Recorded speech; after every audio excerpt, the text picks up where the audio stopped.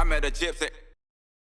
And when I asked Prado straight up, like, what's a better bike?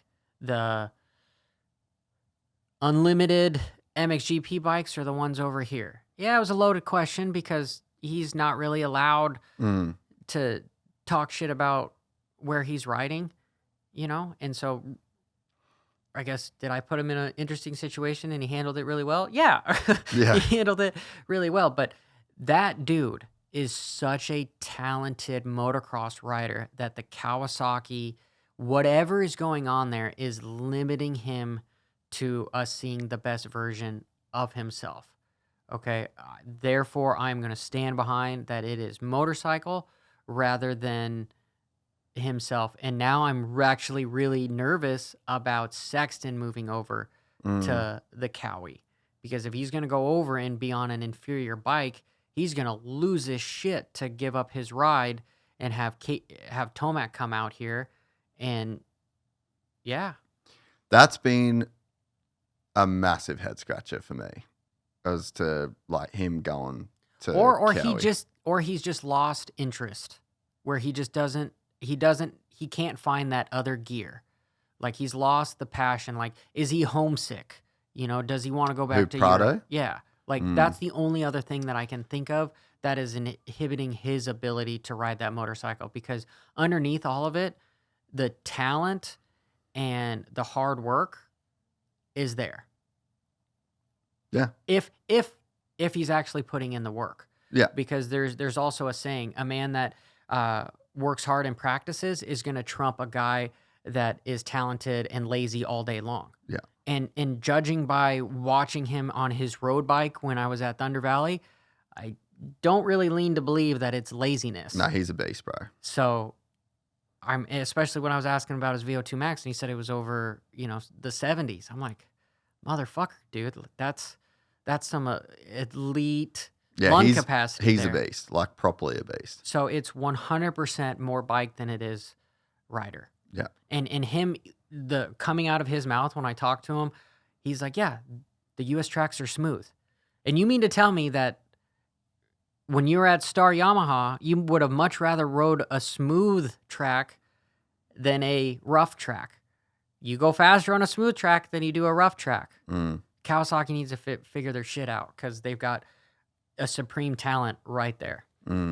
Yeah, I just think, like, so the stock Kawasaki, and this is where the production rule, and this is where I'm probably speaking a bit out of my ass, because I just don't know what I don't know what a factory team can or can't do here to make that 450 faster, right? But if you just compare bone stock YZ 450 or KTM 450 to a bone stock Cowie 450, the Cowie has the weaker engine.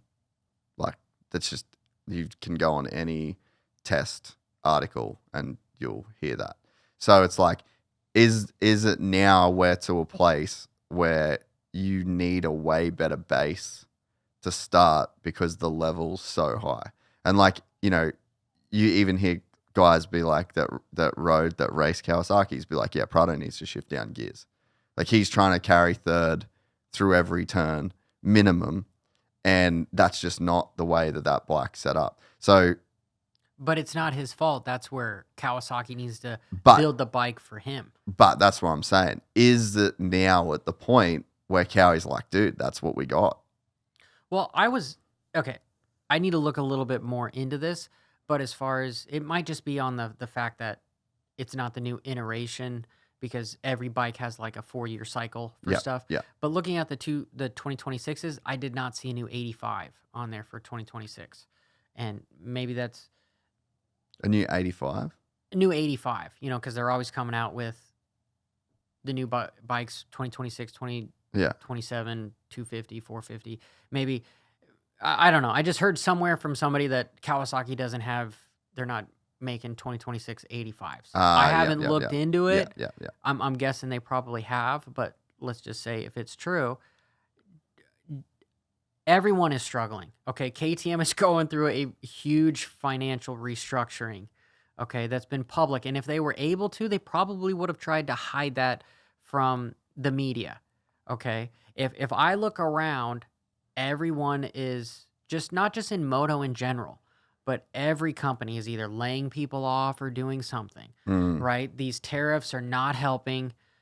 I'm a huge Trump fan, but I am super pissed at what's going on. I have lost so much goddamn money because of this wishy-washy bullshit that's trying to tank the stock market so that the bonds go down so that we can refinance our rate. It's fucking up everything.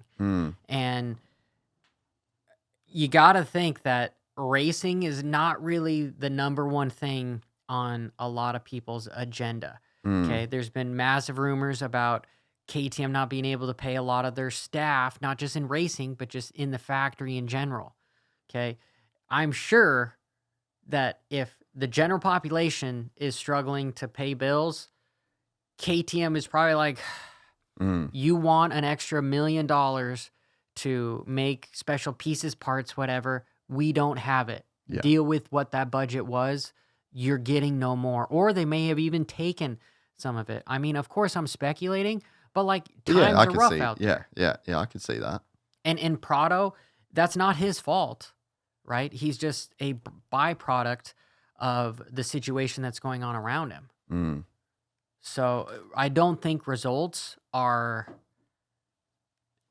showing the big picture of everything. There's always more. There's always something else going on.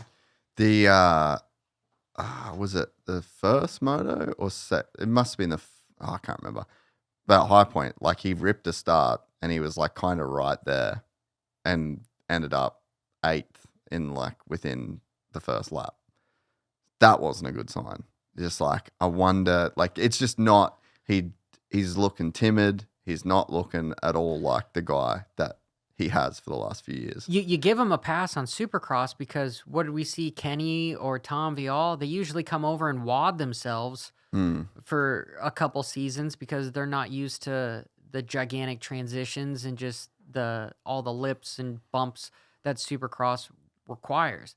But then to see him perform better in Supercross than Motocross makes you go, what the fuck is going on?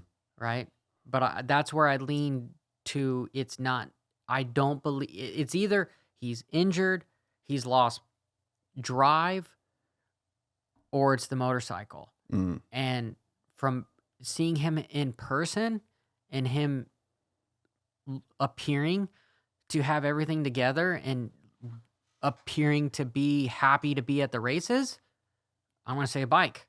Total bike. And then again, Jason Anderson, he's not really performing that well on that motorcycle either. But again, I don't know if he's phoning it in more because fucking life happens, right? But I think it's got more to do with the motorcycle. Yeah, no, fair. If you enjoyed this content, please like and subscribe. And to listen to the full 3-hour podcast, search Gypsy Tales in your favorite podcast platform or click the link in the description below. Gypsy Gang.